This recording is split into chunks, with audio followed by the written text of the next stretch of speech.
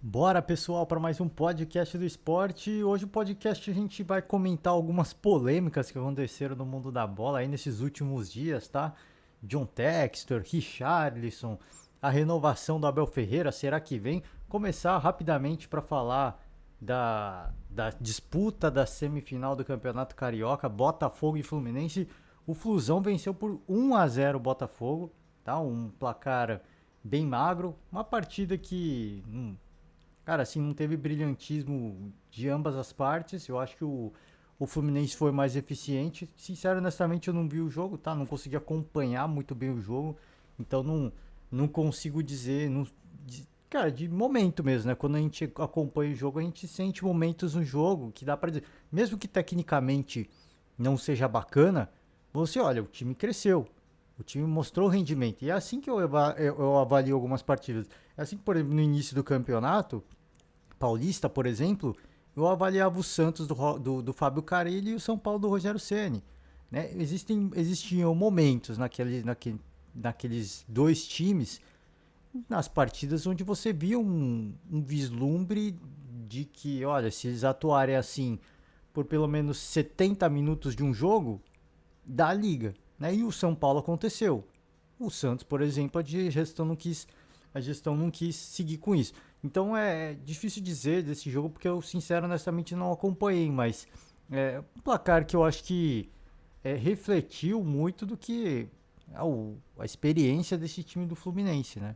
E mostra também uma superação. Eu acho que não tem nada definido, eu acho, diferentemente do que foi a outra semifinal, né, do Flamengo com o Vasco, o Flamengo, tecnicamente, taticamente, enfim, todos os quesitos, o Flamengo é muito superior ao Vasco, muito superior, tá? Assim, e com todo o respeito do mundo, tá? Ao Vasco da Gama, com todo o respeito do mundo.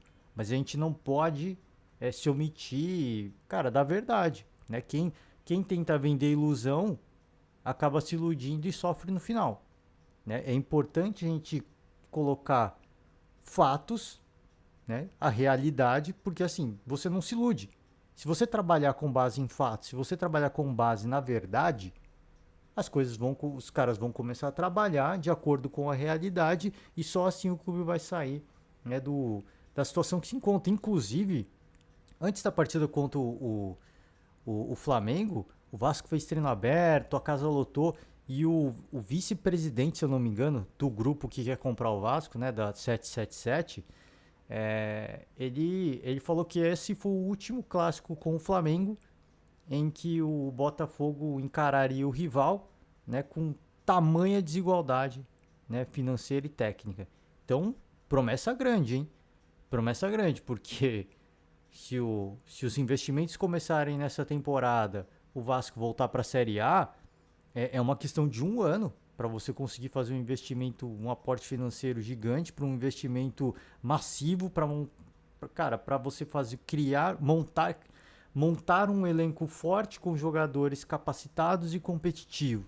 É ambicioso, é um projeto ambicioso, mas os caras gerem, né? Os caras são empresários, os caras sabem do que são capazes e eu não duvido que isso é possível. O futebol brasileiro permite isso.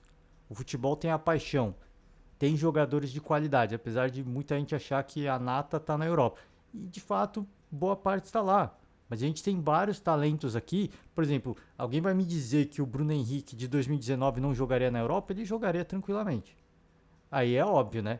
Aí na temporada seguinte, e nessa temporada, 2020, 2021, 2022 agora, a Rascaeta a mesma coisa, Everton Ribeiro a mesma coisa. A Rascaeta tá voltando a aquecer. A Rascaeta eu acho que muito da queda de produção foi mais por lesão, tá? Mas o Bruno Henrique não, por exemplo, eu acho que já deu tempo de... Óbvio que todos passam por lesões, passam por momentos de recuperação física e tudo mais, mas o Bruno Henrique, por exemplo, ele não, depois de 2019 ele não teve uma atuação contundente. E aí você entende por que os clubes da Europa não contratam jogadores mais velhos, que estão aqui no futebol brasileiro. Porque existe esse risco. Ele fez uma baita temporada de 2019. Se ele tivesse repetido a dose de 2020, talvez um time, não de primeiro escalão, mas um time mediano da Europa tentaria contratá-lo. Eu acredito que sim. O problema é que não há consistência, né? O Gabigol é outra história. O problema é que o Gabigol já foi para a Europa mais de uma vez, né? Ele já foi e não vingou. Assim, o Gabigol tem um esquema de jogo que ele gosta e na Europa você tem que se adaptar. Né? E o Gabigol ele é um cara que, eu não digo que ele é preguiçoso, mas ele tem o perfil dele. Ele gosta de jogar daquele jeito que ele sabe que ele rende mais daquele jeito. Não é preguiça, não é vaidade, não é soberba. Ele sabe que se ele mudar o jeito dele, ele não vai render. Ele não vai ser o jogador que ele quer ser. Então é personalidade, isso é personalidade. Então, só para fugir um pouco de contexto aqui, de voltar pro clássico, né, o Botafogo e o Cruzeiro. Cruzeiro não, ó, eu falando de Cruzeiro de novo. É que eu vejo o Fábio no Fluminense e eu penso Cruzeiro. Caraca, eu peço perdão ao torcedor, tá? Tricolor.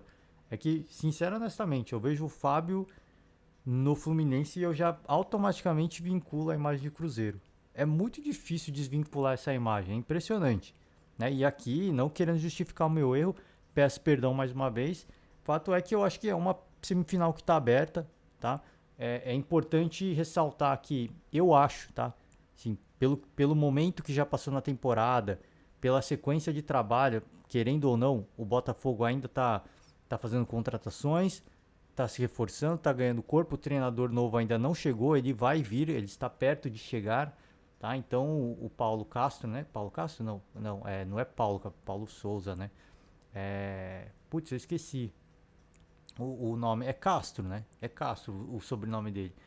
E tá chegando a Copa ali do, do Emir, né? Se eu não me engano, eles foram campeões. E aí aqui eu não tenho certeza da informação, tá? Peço perdão, se eu não me engano, estamos só esperando acabar essa Copa do Emir para ele vir. E ele chegou até a final e agora sim, tudo certo. Eu acho que, se eu não me engano, foi campeão o time dele. Ele vai sair e pelo que eu ouvi de boato, o Crespo vai assumir lá, né? Então, repito, não tenho certeza dessas informações que eu tô falando agora, tá? Só para ninguém falar, nossa, o cara tá cravando um negócio que não existe. Não, eu não, sincero, honestamente, eu não sei. Eu ouvi de relance em algum programa esportivo e eu não tava 100% focado ali na informação. Então, se eu não me engano, é isso. Então, tá chegando. Eu acho que o Fluminense tem um leve favoritismo por causa disso, porque é um time que está mais entrosado. O grande problema foi o baque da Libertadores. Foi a eliminação na pré-Libertadores. Foi não ter chegado à fase de grupo na Libertadores depois de ter aberto uma vantagem absurda. Né? Abriu uma vantagem absurda no primeiro jogo, uma eliminação melancólica e aparentemente mostrou uma recuperação. Né? Psicologicamente, isso é muito importante. Isso dá muita moral. Agora, jogo da volta é difícil cravar. Por isso que eu digo, eu acho que se fosse o Fluminense antes da eliminação da Libertadores, eu diria que o Fluminense é cara, o favoritismo é absurdo, com todo respeito ao Botafogo. Agora, essa questão psicológica, a gente sabe como é que pega dentro de campo, né? E se o grupo tá desanimado, a gente viu aí, pô, o que aconteceu com o Paris Saint-Germain, eliminado na Liga dos Campeões, né? Perdeu de 3-0 do Mônaco. Sim, uma tiriça total. Desânimo total, terra arrasada total. Né? Então, o Abel vai ter que fazer esse trabalho. Aparentemente é um trabalho que começou, que tá bem, deu resultado. O Fluminense não é um time goleador, isso é fato. Aquele jogo contra o Barcelona, né? Na Libertadores. Barcelona não, pô. Olímpia, né? Barcelona foi o América. Contra o Olímpia, fez 3 gols no primeiro jogo. Cara, assim, foi atípico, né? Foi atípico. O Fluminense não é um time goleador. Então 1-0 eu acho que está dentro daquilo que é o Fluminense, daquilo que o Fluminense apresentou ao longo do Campeonato Carioca, onde engatou aquela sequência de invencibilidade e vitória consecutiva. Eu acho que tem tudo para recuperar esse momento. Né? Ninguém perde o futebol brilhante, o entrosamento da noite para o dia.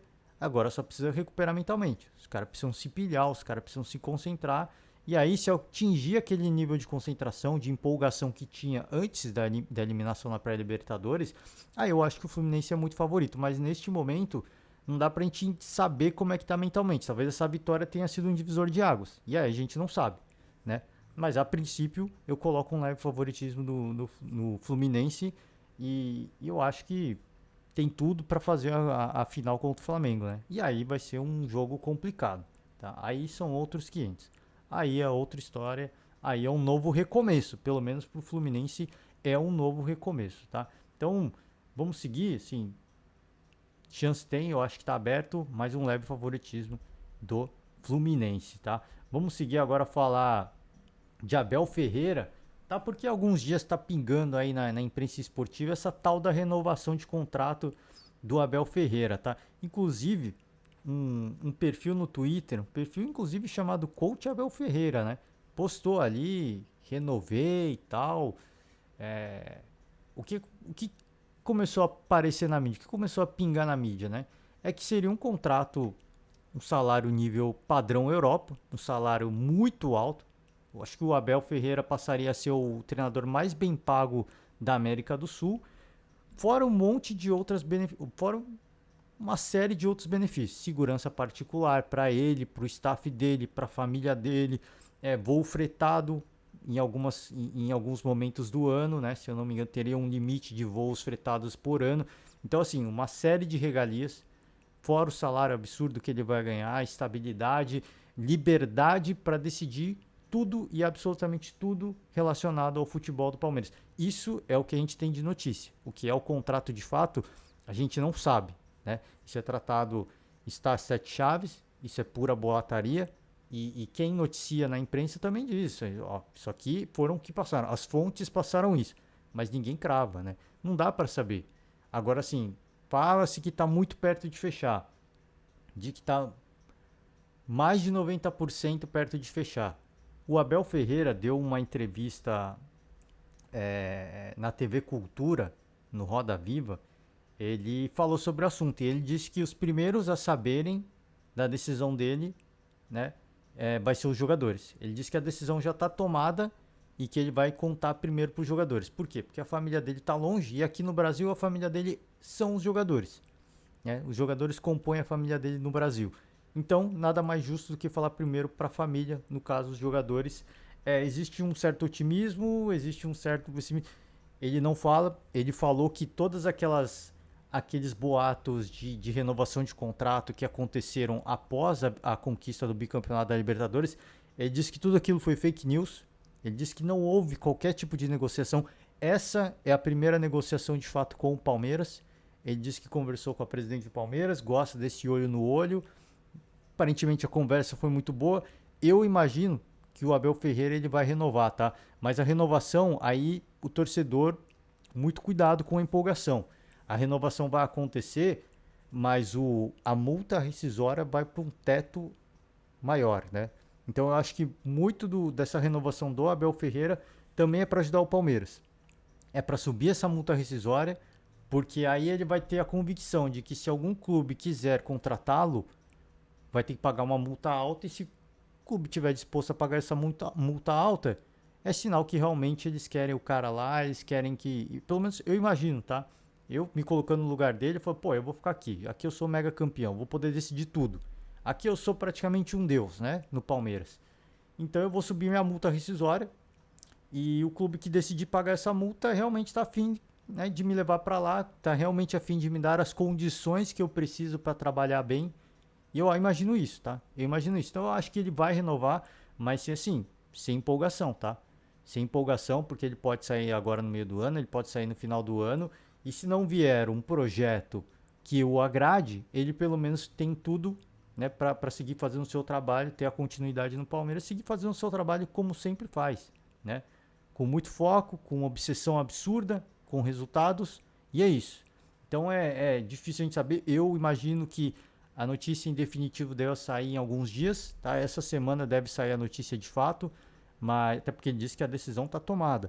Mas vamos acompanhar, vamos acompanhar. Eu repito, eu acredito que o Abel ele vai renovar sim com o Palmeiras, já está renovado, só que assim, sem qualquer tipo de empolgação assim por parte do torcedor, porque isso não é isso que vai segurar o Abel no Palmeiras, tá? Porque assim, para um grande clube da Europa, e aí clubes do primeiro escalão, tá? Clubes da Premier League, ali os tops da Espanha, da Itália, até da Alemanha, por que não?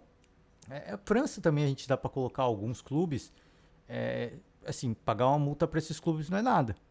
Então, para ele, ele sobe esse nível para quê? Para que os clubes menores não tentem contratá-lo, né?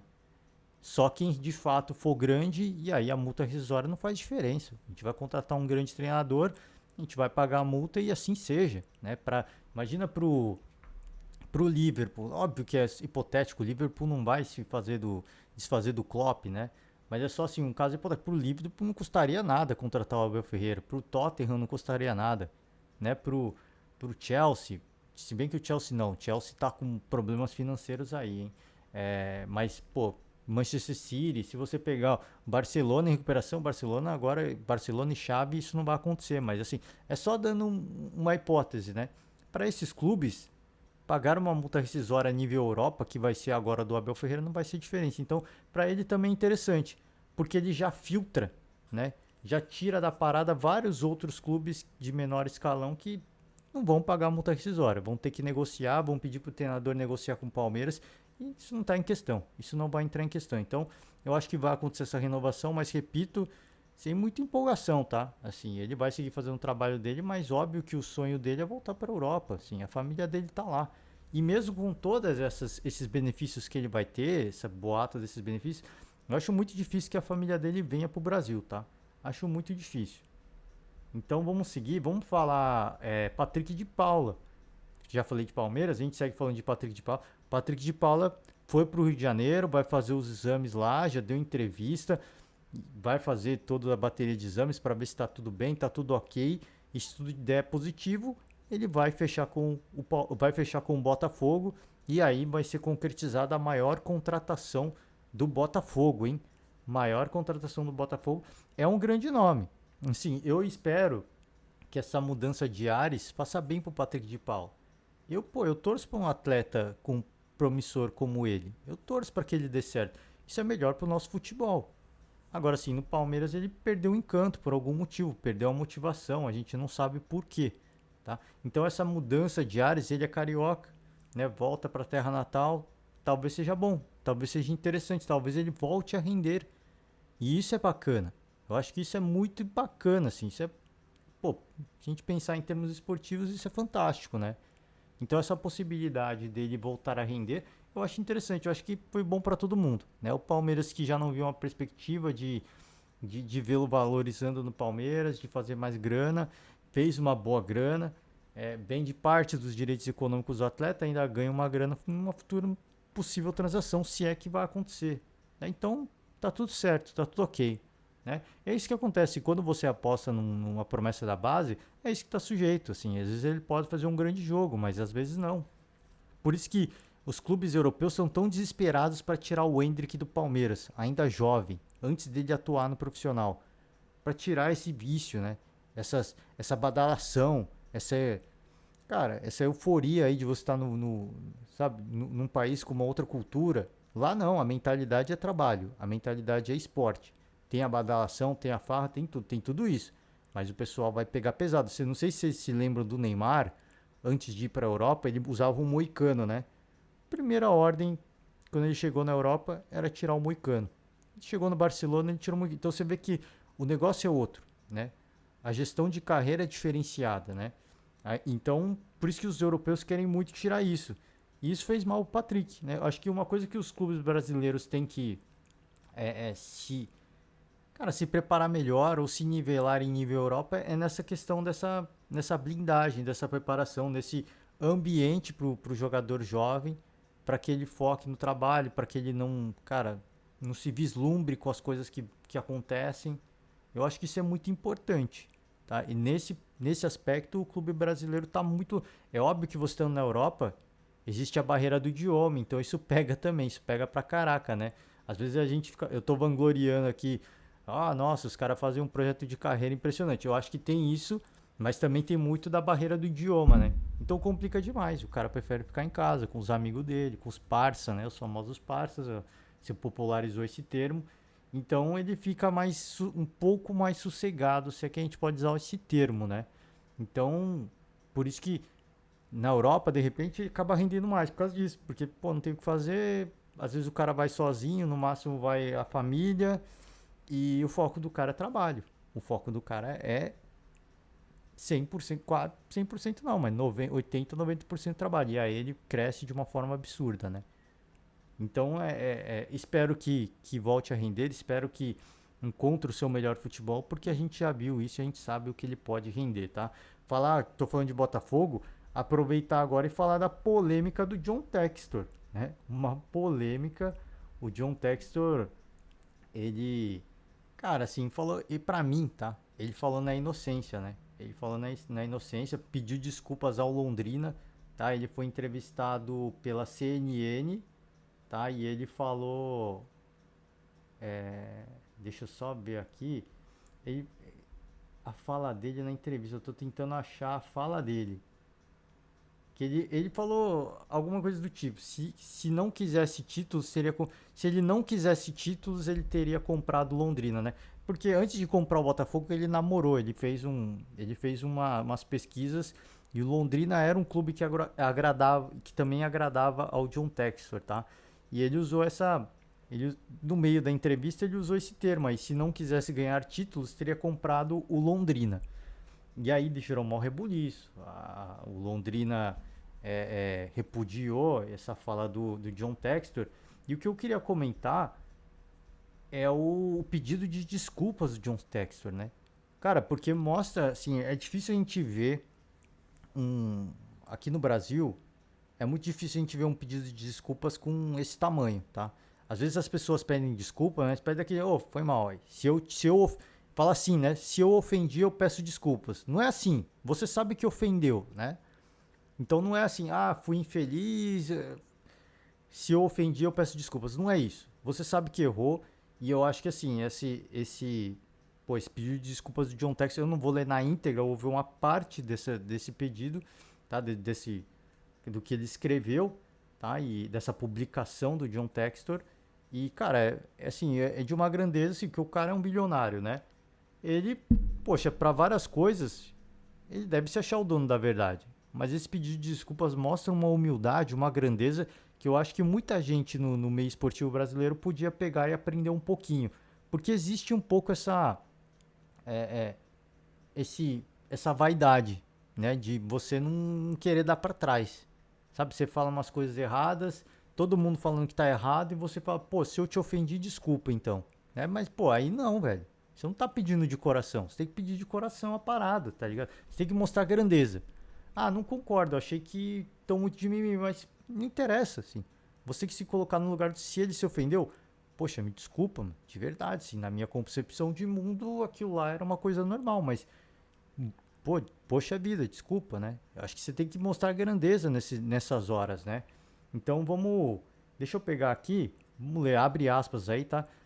Prezado senhor Prochet e pessoas do Londrina Esporte Clube, por favor, aceitem minhas sinceras desculpas por uma frase fora de mão que expressou o exato oposto do que sinto pelo Londrina, em uma relativa confusão, numa entrevista ao vivo para a televisão, respondendo a uma questão sobre ao imediatismo em que gostaríamos de competir por títulos, eu estava apenas tentando explicar o motivo de ter escolhido o Botafogo, um time que acabou de subir, comparando com o clube, qualquer um, que esteja disputando a Série B. Tá? Então, vou fechar aspas aqui, ó, a carta segue aqui, né, o texto segue. Vou seguir, só para falar mais uma parte aqui. Ó, ter mencionado Londrina, por exemplo, parecia que eu estava diminuindo o clube e sua comunidade. E sinto muito por essa confusão. Na verdade, como mencionado, o motivo para o Londrina estar na ponta da língua naquele momento foi que eu passei um grande tempo pensando no clube e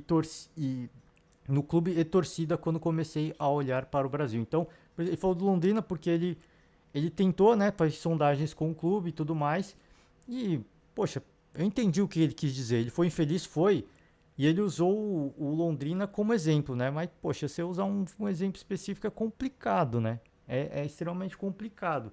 Mas sim, ele é compreensível dele, como investidor, apostar no Botafogo que está subindo para a Série A, que tem uma história gigantesca, que tem uma perspectiva em torno de torcida, o que você pode monetizar em relação a torcedores e tudo mais.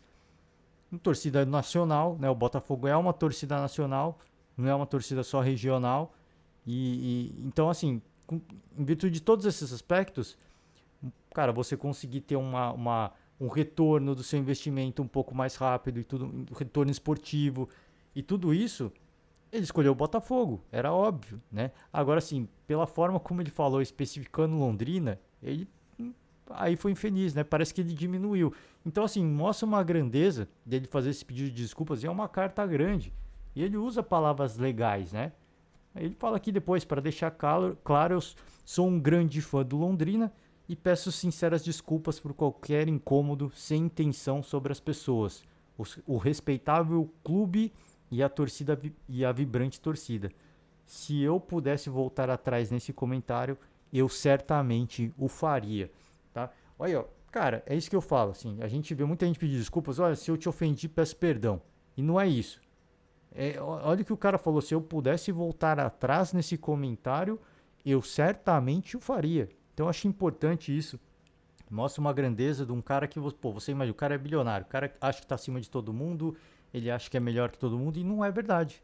E não é verdade. O cara tem a humildade, né, e a grandeza de pedir desculpa por um comentário infeliz e dizer que se pudesse voltar atrás, voltaria. Cara, assim, é isso. Eu quero repercutir isso porque isso é importante, tá? Porque algumas pessoas, não só algumas, muitas pessoas precisam aprender um pouco. Apesar de ele não ter falado isso, apesar de ter sido alguém que a gente sabe que redigiu para ele e tudo mais, mas foi em nome dele.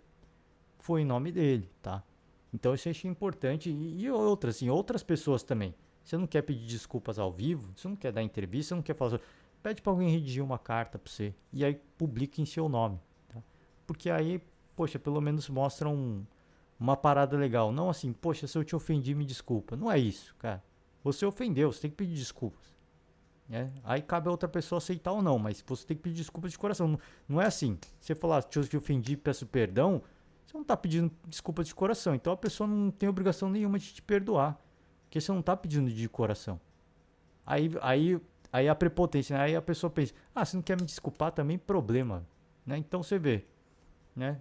E aí reclama que o país está uma merda, que o país está ruim, que é isso e aquilo, a educação e tudo mais.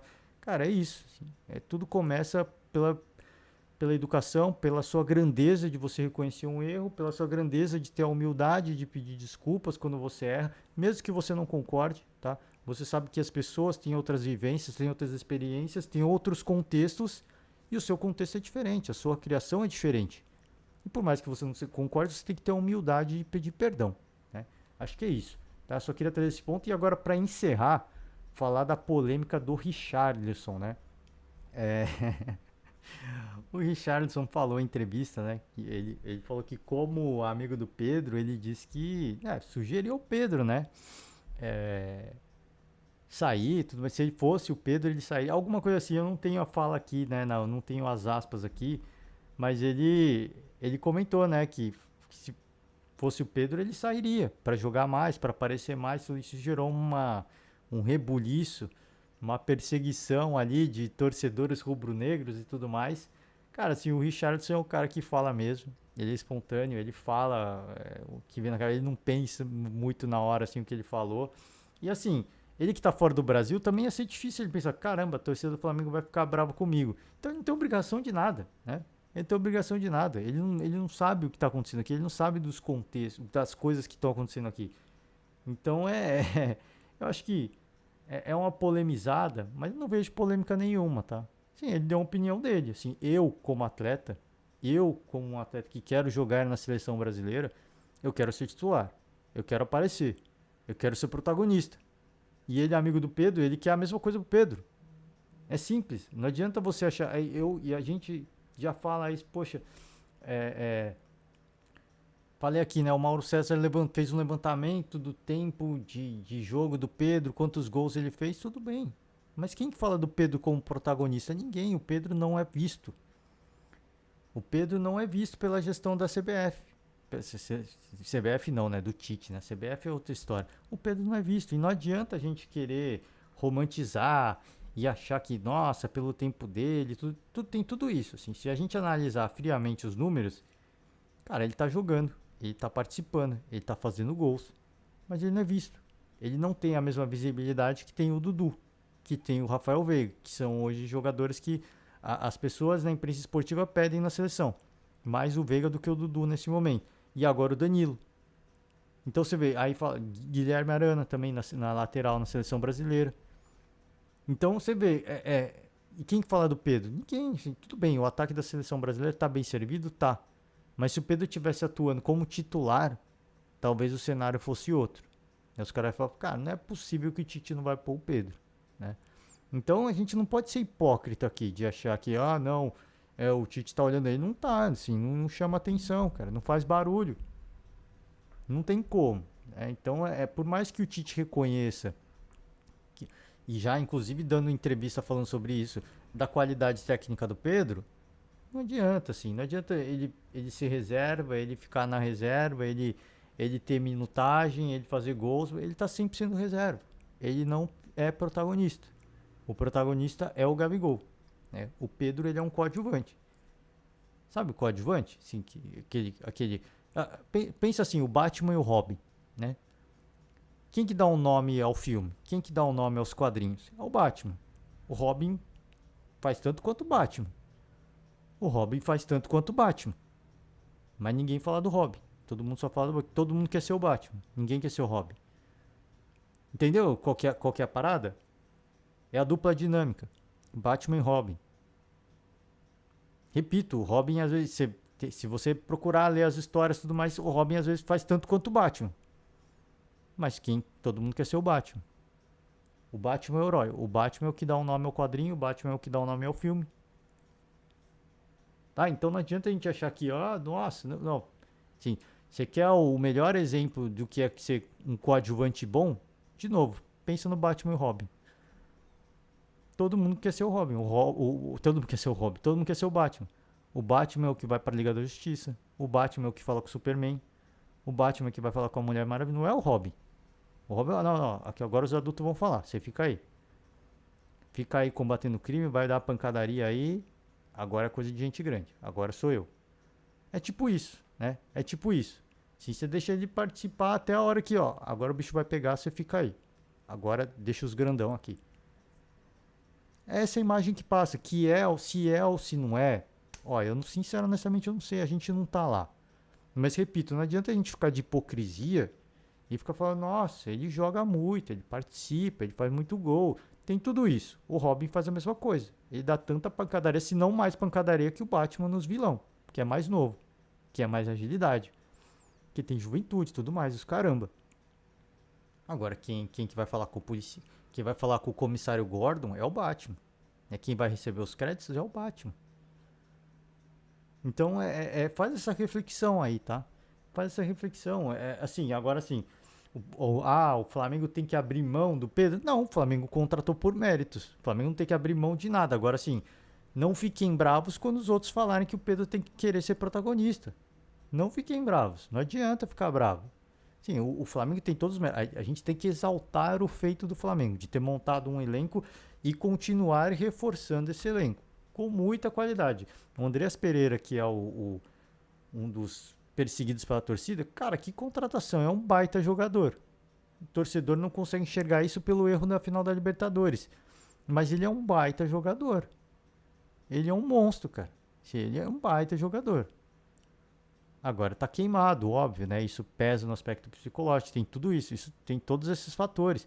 E aí, repito, é um mérito dessa gestão rubro-negra. A gente tem que exaltar, a gente tem que aplaudir, o torcedor tem que ter orgulho. Agora, o torcedor não pode ficar louco da vida, perseguir o Richarlison por dar uma opinião que todo mundo sabe. Eu falei, pensa no Batman e Robin de novo, faz essa reflexão.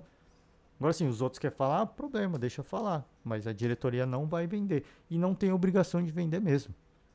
Porque os caras contrataram com muito mérito, tá? Então só isso, é só fazer um chamado à reflexão, porque assim, o torcedor fica bravo, tem todo direito, mas não pode ser hipócrita, né? Não dá pra gente ficar de hipocrisia. E aí eu faço de novo a reflexão, assim, pensa no Batman e Robin. O Gabigol é o Batman, o Pedro é o Robin. Todo mundo, os dois combatem um crime junto, os dois batem nos vilões, os dois prendem os vilões, mas quem recebe os créditos, quem chama atenção, quem faz barulho é o Batman, né? Então, fica essa reflexão aí pra vocês. Vou encerrar o podcast hoje, tá? Amanhã a gente tem amanhã não, hoje, né? Terça-feira já, tem São Paulo já, hein? Pela quartas de final do Campeonato Paulista. Este jogo é muito importante pro Corinthians, tá? Muito importante se o São Paulo passar com uma goleada, o que eu acho muito difícil, mas se acontecer, aí é o campo hipotético, o Corinthians vai se ver numa situação também complicada de fazer bastante gol para que numa eventual semifinal faça o jogo na Neoquímica Arena. Isso é muito importante para ambos os adversários, né? Tanto o São Paulo quanto o Corinthians é muito importante fazer esse jogo, esse eventual jogo da semifinal em casa, porque os dois levam o Corinthians mais ainda. Desde que inaugurou a Neoquímica, o São Paulo nunca venceu lá. Então, só para resumir, né? Há 5 anos, desde 2017, o Corinthians não vence o São Paulo no Morumbi. Então, você vê que qual a importância, né, dessas quartas de final e quem vai fazer o jogo no seu campo, tá? Como mandante. E é isso, gente. Por hoje, agora sim eu vou encerrar. Já para todo mundo, uma ótima semana, um forte abraço e amanhã a gente está de volta. Tchau!